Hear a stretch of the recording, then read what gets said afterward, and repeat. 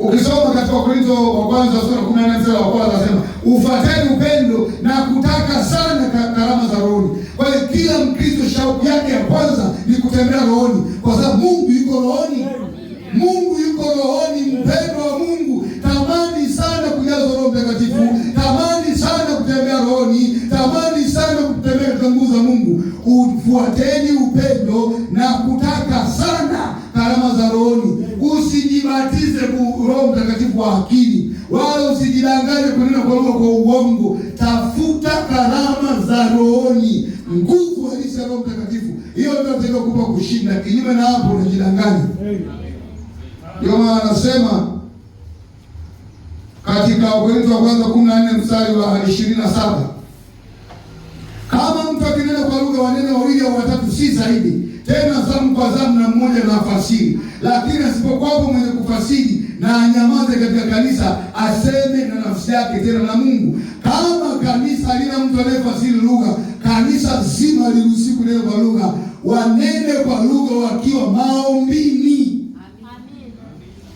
Lakini watu leo wananena kwa lugha ili kujionyesha wao wana Roho Mtakatifu. Gogorosha shinda na kushoro. Hata kama angekuwa ni mfalme aliyezoeleka miaka 10 akinena kwa lugha nje ya utaratibu wa Biblia, ni mvunja Biblia. Amina. Na mvunja Biblia ni mvunja neno. Na mpinga neno ni mpinga Kristo. Na mpinga Kristo haendi mbinguni. Amina. Jina la Bwana libarikiwe. Wewe unazaliwa kwa misingi ya neno. Unapokubali kuua asili yako ya kwanza yote, alafu unasema Kristo na kupokea. Na ndio maana watu wengi sana wanashindwa kuelewa. Ukisoma, jina la Bwana libarikiwe. Ukisoma katika Warumi 10, katika Warumi 10 mstari wa 9 inasema ukimkiri Yesu kwa kinywa chako ya kuwa ni Bwana na kuamini moyoni mwako ya kuwa Kristo alimfufua katika wafu, utaokoka. Unakiri na kuamini. Lakini katika Warumi 10 hiyo mstari wa 17 anasema imani huja kwa kusikia na kusikia kwa neno la Mungu. Lazima uhubiriwe ndio upate imani. Wewe upate imani nje ya neno, umeamini nini sasa? Lazima uamini kwenye msingi wa neno ili unajua unakiamini kitu gani ambacho umeridhia kukifuata kwa akili timamu. Kama mtu anayeokoka lazima akubali mwenyewe kwamba sasa najua dhambi ni hii, maisha ya dunia ni haya, maisha ya uovu ni haya, na ageuka, naelekea utakatifu ni huu, njia ya neno ni hii, nimeridhia kuifuata. Huyo mtu atadumu. Mwingine atakuwa anafanya dhambi kwa siri, hapa anakuja Bwana Yesu asifiwe. Anaenda naiba, anakuja Bwana Yesu asifiwe. Anaenda anafanya masharati, anakuja Bwana Yesu asifiwe. Yuko katika mawazo kwa mambo mabaya, anakuja Bwana Yesu asifiwe. Kwa nini? Huyo hakuridhia kuacha dhambi. Aliyeridhia kuacha dhambi anajichunga mwenyewe. Yusufu alikuwa mshirika mmoja Misri nzima. Mkristo mmoja alitetea neema, akaiacha dhambi. Dhambi unaweza kuitetea ukiwa peke yako. Na Ukristo halisi, Ukristo halisi sio huo kuonekana kanisani. Ukristo halisi ni ule mtu anaoishi wakati hakuna Mkristo mwingine anayemwangalia. Wewe Ukristo halisi ni ule Ukristo unaoishi ukiwa peke yako na wapagani wakati hakuna mtu anayekuangalia. Ukiishi mbele za watu unajifanya wewe una roho ya kifarisayo, unaigiza mtu kwa wewe ni mtakatifu. Ni ule unaishi ukiwa uko peke yako kwenye vyumba, kwenye mikoa, kwenye nyara, kwenye uko kwenye mbuga, uko peke yako. Yaani umekaa kwenye loji wapagani watupu wa dunia, watupu Mkristo peke yako. Alafu anataka kukuangusha na wewe unamtetea Kristo. Huo ndio Ukristo. Ni ule unaishi wakati hakuna mwingine anayekuangalia. Huo ndio Ukristo. Sio Ukristo mbele za watu. Bwana Yesu asifiwe. Huo ndio Ufarisayo. Mpaka utakapozaliwa mara pili hautaliamini neno, utalibishia, kwa sababu neno ni kikwazo kwa asiyezaliwa. Neno la Mungu ni kikwazo kwa asio na roho wa Kristo. Neno la Mungu ni kikwazo kwa asio na roho wa Kristo. Mahali ambapo inabidi udanganye ili uvuke, neno la acha kudanganya. Mahali ambapo inabidi uibe ili uvuke, neno la acha uibe. Mahali ambapo inabidi uzini ili uvuke, neno la Mungu la usizini. Mahali ambapo lazima ufanye masharti ili ufanye, neno la Mungu hapana. Mahali ambapo lazima ufanye kona ili uvuke, neno la Mungu hapana. Sasa neno la Mungu ni kikwazo kwa asiokoka. Neno la Mungu ni kikwazo kwa asio na Roho Mtakatifu. Bila kupigisha break. Mtihani ni mgumu na hujasoma, alafu unaonekana mwenye akili pembeni, uruziku Mtanzania. Nasema hii tunaporuta. Tuna Tanzania kwa jina la Yesu. Haiwezekani. Haiwezekani. Kwa hiyo inabidi wewe uishi vile Mungu anataka. Amina. Jina la Bwana likiwe. Jina la Roho Mtakatifu alibisha neno tu. Kama wewe ni mtu mwenye mwelekeo wa dini, yaani kuna dini nyingine zimwadanganya watu ambao ukibatizwa ukiwa mtoto yaambia kwenda mbinguni. Hakuna mbingu namna hiyo.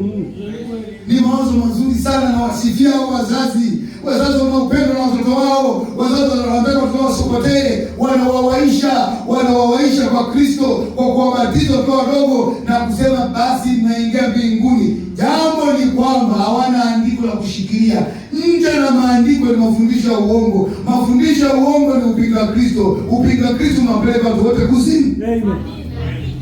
Amina. Kwa hiyo mtu anaingia mbinguni kwa kuzaliwa mara ya pili kwa maji na kwa Roho. Na ili mtu azaliwe lazima atubu. Na ili atubu lazima ajue ametenda dhambi. Mtoto mdogo hawezi kutubu sababu hajui dhambi. Ndio maana ukisoma katika Marko 10:13 wanampelekea watoto wadogo, Yesu anafanya anawabariki.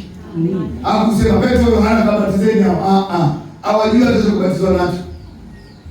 Kwa hiyo kuwaisha watoto wa Kristo nje na neno ni jambo moja linalowaangamiza. Jina la Bwana libarikiwe. Kama ni mtu mwenye mwelekeo wa dini, maarifa kidogo ya kibinadamu ya kwamba unapaswa kufanya haki, kwamba utaweza kukubaliana juu ya neno la Mungu, kamwe utaweza. Unabudi kuzaliwa mara ya pili. Ukizaliwa mara ya pili unaemeshwa neno la Mungu. Yaani Mungu ameweka kanuni nzuri sana. Anasema katika Ezekiel 36 kuanzia mstari wa 26 na 27. Kwanza anasema anaondoa roho ya jiwe. Mtu ambaye hajazaliwa mara ya pili ana roho ya jiwe. Kwa hiyo anaondoa roho ya jiwe. Hapa anaweka moyo wa nyama. Anaondoa moyo wa jiwe, anaweka moyo wa nyama. Moyo wa nyama ni moyo uliopondeka tayari kukubali maandiko. Alafu anakuletea roho mpya. Roho mpya ni roho yako. Watu wanapozaliwaga wanapagana na roho ya kabila, wanapagana na roho ya ukoo, wanapagana na roho ya shetani. Ndio maana tunagundua tu kwa kumsikiliza na kumwangalia, huyu ni Mchaga, huyu ni Mpare, huyu ni Msambaa, kwa upako wa roho za makabila yao. Lakini Yesu anapokuja anakupa roho mpya, ndio roho wako wewe original. Anakufanya onekane kama mwanadamu aliye tayari kumtii Kristo. Na katika jambo hilo ndipo anakuletea Roho Mtakatifu. Akikuingia Roho Mtakatifu, hakuna mtu anakuambia muishie Kristo. Wewe mwenyewe unasikia kuna injili inasukuma ndani kumwishia Yesu. Hiyo ndio inaitwa chemchemu ibubujikayo uzima wa milele. Leo unatamani kutenda kazi hilo jema. Unatamani kuishi maisha matakatifu. Hautamani dhambi tena. Imekufa moyoni mwako. Kwa nini? Ile shina asili ya dhambi, Roho Mtakatifu ambaye ni moto unao, amechoma dhambi. Hiyo kumjinga furaha ya utakatifu. Unatamani kumwishia Kristo. Unatamani kuishi matakatifu. Injili kihubiriwa, unaona kuna kisima kinamwagika. Ndio maana Kristo anakuja kila wakati. Wako haleluya. Kwa nini? Ni injili, ni uwezo wa Mungu kuletao wokovu. Jina la Bwana libarikiwe. Kuna kitu kinasukuma, hakuna raha kama kuishi Kristo. Amina. Ndio maana kwanza ni furaha kumtumikia Bwana. Ni furaha kumtumikia Bwana. Yaani kuna watu wokovu sio mzigo. Yaani kuna mtu anasema tatoboa kweli wokovu. Sasa ule mchepuko na uacha. Sasa kile kibanda nilichojenga kwa wizi pale ni hukumu. Sasa na kile kiwanja nilichonunua kwa magendo ni dhambi. Sasa na yule wa dhambi nafanyaje? Yaani anaishi hukumu tu hapa. Wokovu ni maisha. Amen. Wokovu ni maisha. Wokovu ni maisha ya uhuru. Watu kama watoto wadogo wanakuja wachache taka kukugusa, anawaka moto. Akija mkazi anataka kukugusa, anawaka moto. Mapepo yakikusogelea anawaka moto. Yaani unaishi maisha yenye uhuru kabisa. Watu wanasema hivi, wewe unafanyaje? Unakuta mwingine kwa sasa Mungu yeye mshike sana. Kwa nini? Alikwama. alikwama. Mungu mshike sana, alikwama. Jina la Bwana libarikiwe. Niwaambie ukweli, kaza moyo kwenye neema. Yesu ni mzuri, Yesu ni ushindi, Yesu ni mzuri. Kaza mwendo. Jina la Bwana, jina la Bwana. Na mmoja aliacha imani, akaenda kaolewa na dunia, akamzalisha watoto wawili, afu akamwacha, akarejea akasema, nimekuja basta, mimi sasa nataka nikae kwenye neno, niolewe na Mkristo kabisa, niishi maisha ya neno. Nikamwambia, unaolewaje na watoto wako wawili? Wimo na watoto wawili ni nani? Nenda kabebe mzigo wake. Abiria, chunga mzigo wako. Yaani ukitibua ni kazi sana kutengeneza. Nakwambia hivi, ukitibua ni kazi kutengeneza. Kuna watu wanaogopa mpaka leo sisi tutatafutia suluhu. Tutatafutia suluhu nje ya neno. Shida kufuata maelekezo mwanzoni. Ndio watu tunawaambia kama uko salama nyooka. Ukitibua kutengeneza ni ngumu. Utayatamani mambo vile hayawezekani, yani unaona kama ukuta. Ndio kuna watu wanasema hivi ndio kunawezekana, na ndio kunawezekana, kile kwa Mungu inawezekana. Ila kwa Mungu anakuambia hapana, ukisema inawezekana wewe mpinga neno. Yote kwa Mungu inawezekana. Amina. Na wewe unaweza. Kwa Filipi 4:13. Naweza mambo yote katika Kristo Yesu anitie nguvu. Kila Mkristo anaweza yote katika Kristo anitie nguvu. Ukisema sasa ndio kwamba haujakwama. Tazama tu Kristo, angalia wewe lako vizuri, elekea Kalvari, utaweza. Amina. Jina la Bwana libarikiwe. Amina. Sasa hapo ndipo jambo hilo linapoingia asubuhi ya leo. Tunapozungumza habari zake sasa, naam. Nyumba, msingi wa kwanza. Msingi wa Kristo ni nini? Imani. Imani katika nini? Neno. Huo ndio msingi wa kwanza wa Kristo. Ndipo unaanza kukua. Ndipo unaanza kuongezeka kwenye msingi huu. Baada ya miaka 4 kimo cha mtu mkamilifu tuko hapo. Sasa, kujenga nyumba, unaweka nyumba zako kusimama na chochote kile. Jina la Bwana libarikiwe.